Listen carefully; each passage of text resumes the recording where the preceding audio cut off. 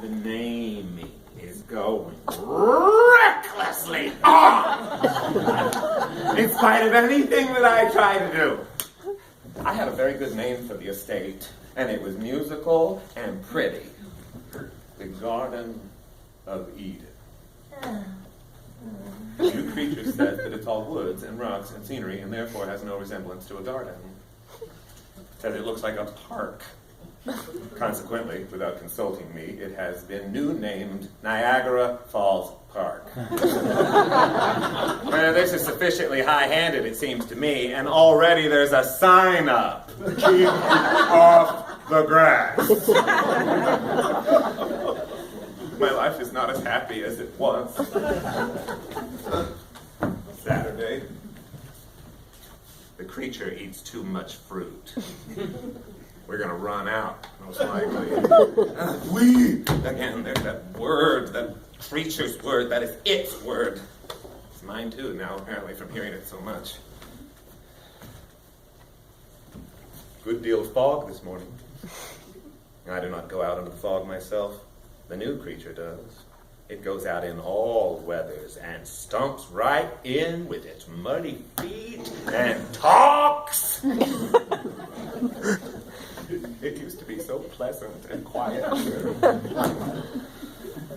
Sunday. All the week I tagged around after him and tried to get acquainted. I had to do the talking because he was shy. But I didn't mind it. He seemed pleased to have me around, and I used the word sociable we a good deal because it seemed to flatter him to be included. I tried to get him some of those apples, but I cannot learn to throw straight. And I failed, but I think the good intention pleased him. They are forbidden. And he says that I shall come to harm. But so I come to harm through pleasing him, why shall I care for that harm? Sunday. Pulled through. This day is getting to be more and more trying. It was selected and set apart last November as a day of rest. I already had 6 of them per week before.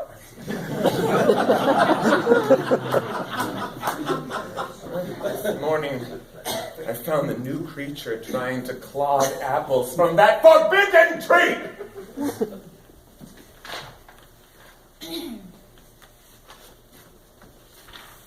Thursday. My first sorrow.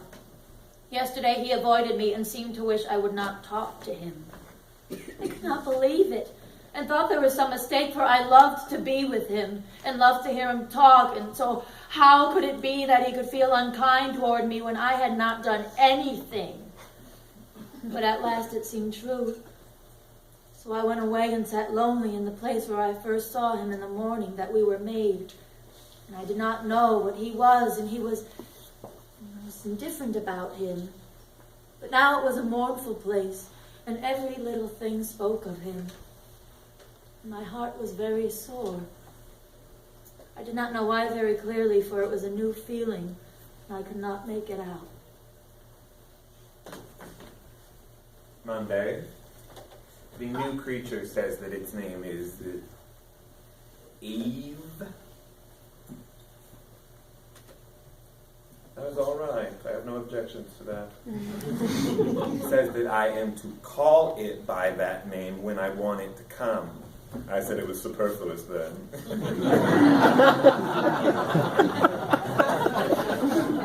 That word, superfluous, evidently raised me in its respect, and indeed it is a good, large word, and will bear repetition.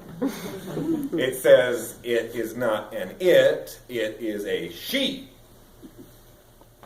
No, this is probably doubtful. It is all the same to me. What she is were nothing to me if she would just go by herself. This morning I told talking. him my name, hoping it would interest him, but he did not care for it. It is strange. If he should tell me his name, I would care. I think it would be pleasanter in my ears than any other sound. He talks very little, Perhaps it is because he is not bright and is sensitive about it and wishes to conceal it.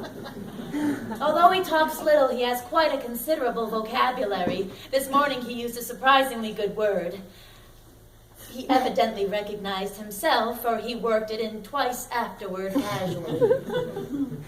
It was not good casual art, still it showed that he possesses a certain quality of perception. Adam.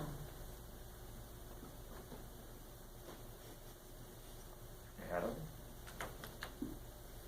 Adam. Adam. Adam.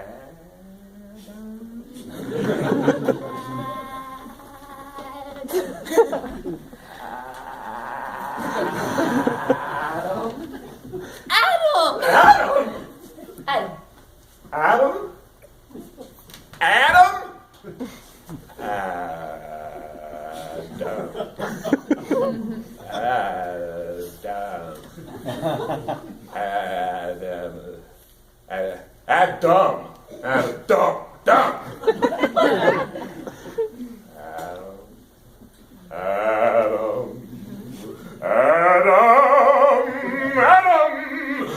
Adam? Adam? Adam. Oh, now will you look at this?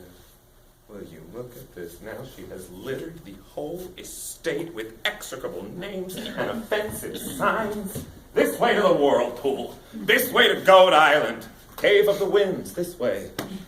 She says this park would make a tidy summer resort if there was any custom for it. Now I ask you, what is a summer resort? It's best not to ask her. She has such a rage for explaining. No, he took no interest in my name. I tried to hide my disappointment, but I did not succeed. I went away and sat on the moss bank with my feet in the water. It is where I go when I hunger for companionship, someone to look at, someone to talk to. It's not enough, that lovely white body painted there in the pool, but this is something. And something is better than utter loneliness. It talks when I talk. It is sad when I am sad. It comforts me with its sympathy. It says, "Do not be downhearted, you poor friendless girl. I will be your friend." It is a good friend to me, and my only one. It is my sister. She fell in the pond yesterday.